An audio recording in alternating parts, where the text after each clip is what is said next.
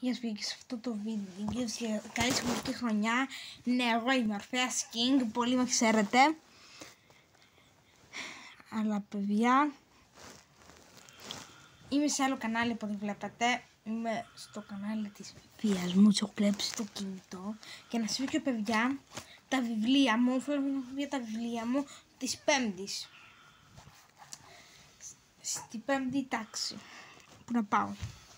Φυσικά που έχω πάει σήμερα, παιδιά, καλή σχολική χρονιά να έχετε σε όλους σας. Και για να γράψουμε στο σχολείο.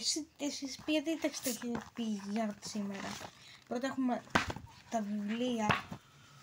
Για τα βιβλία. Μισό λίγο. Αυτό. Τα βιβλία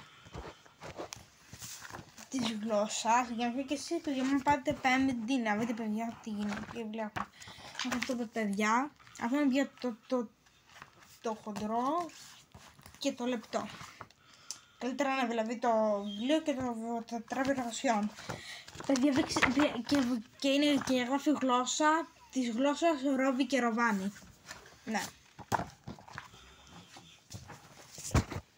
Μαθηματικά. Βιβλίο.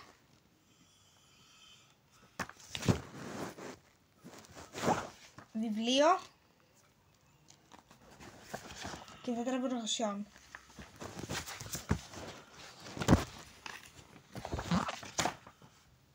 Παιδιά, μετά έχουμε γραμματική, πήρα μόνο ένα βιβλίο. Δεν ξέρω για ποιο λόγο μου βούσαν μόνο ένα βιβλίο. Είναι μόνο για το βιβλίο, δεν μου βούσαν τα τράπεζα εργασιών της γραμματικής. Και αγγλικά, με αγγλικά μαζί. Και λοιπόν το βίντεο ελπίζω να σας άρεσε. Αν σας άρεσε κάντε like, κάντε και αυτό το κανάλι που τα λέμε σε ένα άλλο βίντεο. Γεια σας!